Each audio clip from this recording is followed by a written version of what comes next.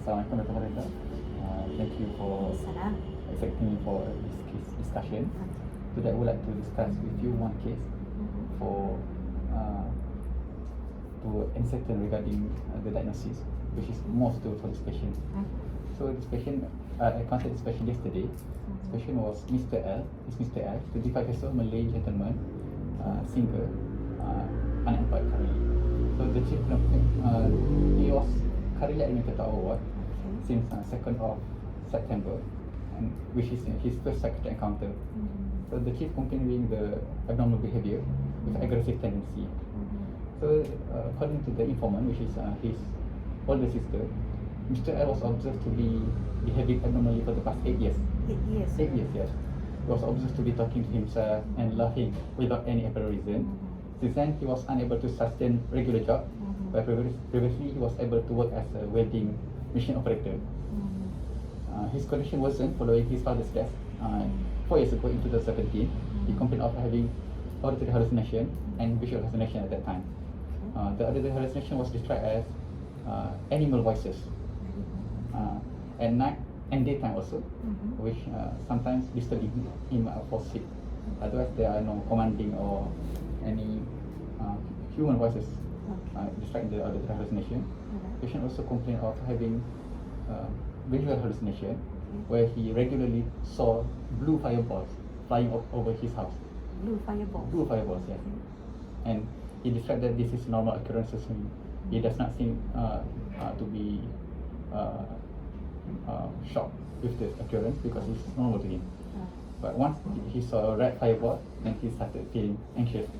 But this is only one. Usually he saw blue fireballs. Blue fireballs.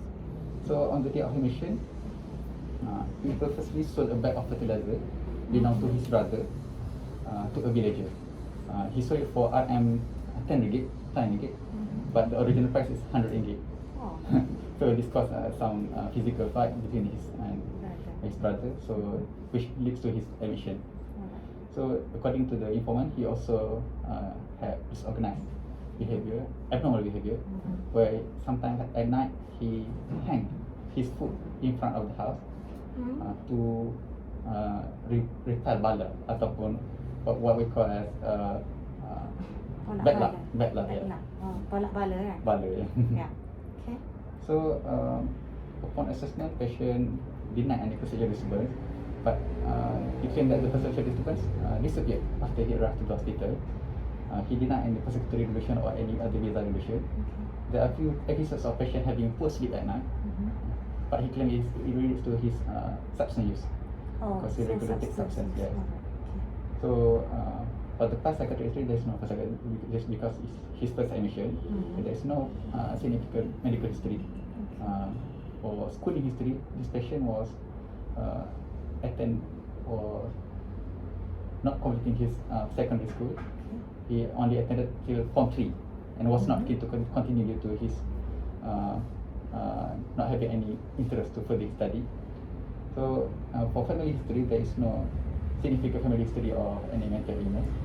And for occupation or working history, patient since he quitted school at the age of 16, was able to work at a few plantation companies, maybe at rubber taper or sawit at Pahang and Kelantan. But there are multiple times where he moved to different plantation sites. So he was able to function. He was able to function, and he was actually able to get a job at KL at a company, welding company, and able to work there for 2 years, two solid years without any issue. But he decided to quit because of unsatisfactory salary. But after that, he tried to find another job, but he was unable to do so. Came back to Kelantan. He came back to Kelantan and unemployed since then. Was only able to do odd jobs if ordered by the family members. If not, he will only stay at the house. So the issue patient is the known case of substance abuser. He was actively taking illicit So substance. prior to this admission, he was. Yes, he was actively taking substance. He claimed had been taking the amphetamine since the age of 18 years. Initially, he did it out of curiosity for experimentation, but later he decided to use it recreationally. But he described as once per week. For each session, he only took one pill.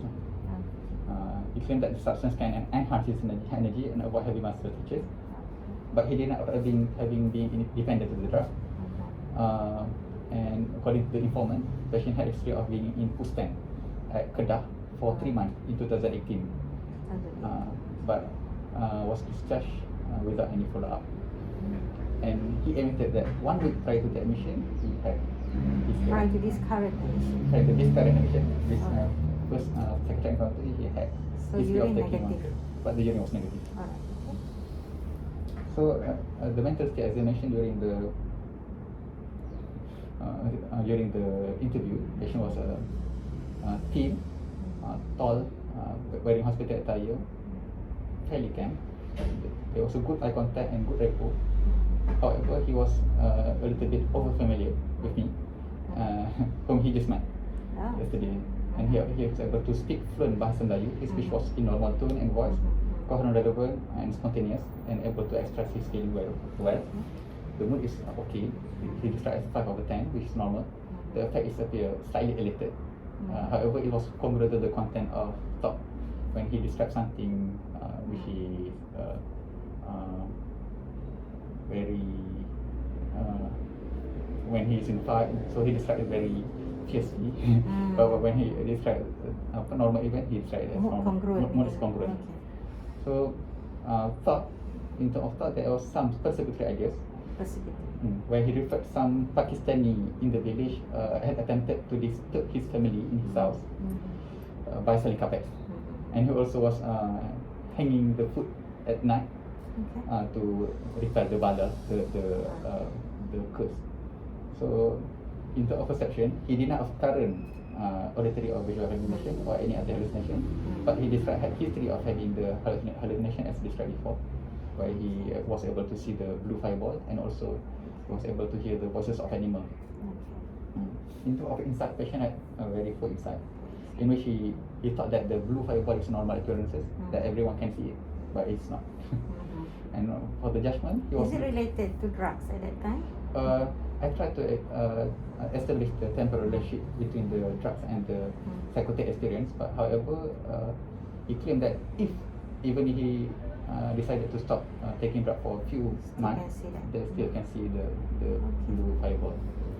So the judgment was noted to be heavy judgment, which caused him to have a fight with his brother, where he sold the fertilizer for 10 weeks, just purposely to test his brother's patience.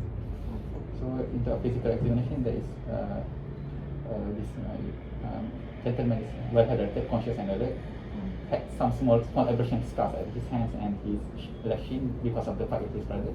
Recent one? Recent one, yes. Just on the day of the admission. The sign was it was stable. There is no significant findings, and urine for drug was negative. So the provisional diagnosis for this patient that I was working on is schizophrenia and substance use disorder. And my differential for this patient is amphetamine psychosis and also intellectual disability. So which one is the most appropriate to this patient in terms of diagnosis? In the diagnosis, I am having the difficulty, hence the discussion.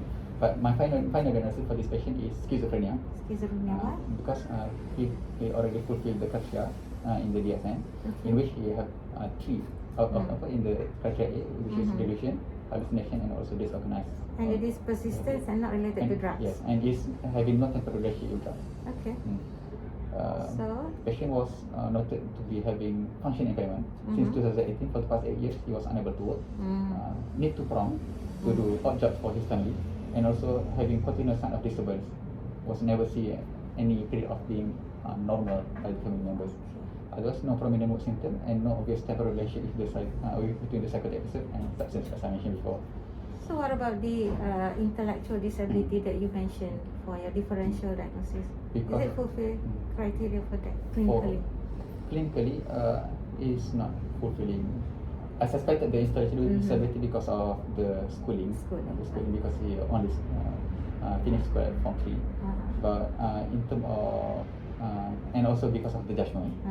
However, after further assessment, and also after formal assessment by our psychologist, it was found out that the IQ was borderline. It's not that disturbed. It's around 77, which is below average, but it's acceptable. Already done. Already done, yes. It's already done. When I met the patient, it's already completed. Okay. So I don't think intellectual disability is the main one. So since you mentioned about the drug abuse, so substance abuse quite sometimes a bit, doesn't this case related to schizophrenia like secondary to chronic use? Do you think that would be the most possible diagnosis? Actually, I was thinking about that too, because there is the entity that we call as schizophrenia like psychosis.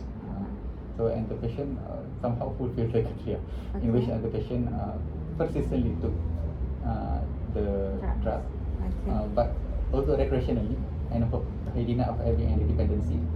But the ongoing usage may lead to that schizophrenia like psychosis. However, this patient had history of being drug free for about 2 years. By the symptoms. So that's why it is not amphetamine psychosis or schizophrenia like psychosis. Any possible differential diagnosis, because you did mention about over familiarity, more like elated a bit. So don't you think any other diagnosis that fulfills this criteria for him? For the differential part, maybe I can put the bipolar as a main differential. Which type of bipolar? Bipolar 1. Bipolar 1, okay. Because but however there was noted to be no significant manic episodes as described by the family and the patient, and also there is no evidence of any what we call as fulfilling criteria for manic. There is no. Okay. So how do you want to manage this patient, since this is you mentioned about quite poor insight and then poor judgment and seems that delay in treatment. So how do you approach this kind of case? So for this case, my aim for managing this patient is to instill the insight first, especially for the patient and also to the family members, because this is their first psychiatric encounter for the family. And also, in order, my aim is to achieve the full remission and to prevent future relapse. So there is several options for me, pharmacotherapy and non-pharmacotherapy. So pharmacotherapy, the patient was already started on the scleroderma MGBD, which I don't have any problem with. It was already started for 1 week since admission, and patient was tolerating well the this dosage of this atypical. Improving. And also I may need to plan further to initiate IM antipsychotic depot if it may be considered if the patient was unable to comply or there is a future relapse. When will you decide for IM depot with this kind of, because recently only he came for treatment, so when are you going to decide for that? I will decide regarding this use of depot maybe after a few clinic sessions, not during this admission. Why you don't want to? Because for this young male relative naive, I think it's more suitable for us to try first with what we call as first line. If there is problem arise from this, especially if relapse, and still having difficulty to instill the insight, then we might think of this as an option. Okay. What else you want to plan for this patient? Because he's very young, high functioning before. What would be your approach for I think long term effect? So for this patient, firstly I would like to tackle the substance use disorder. I will try to conduct motivational interviewing to engage with him. But for me, for my observation, he is still what we call as in contemplation, where he did not have any insight of that this substance use may lead to this psychosis. And also I would like to give proper psychoeducation once the patient Okay. already fully stabilized, and also psychoeducation will also be conducted to the family members, Okay. and that is need to probably put patient on rehabilitation Rehab, yes. if the patient agrees. But however, there is some challenges which I faced during this collecting data, because I was unable to get in contact with the family members. Okay. So last but not least, what do you think the prognosis of this patient So from your supervision? for my observation,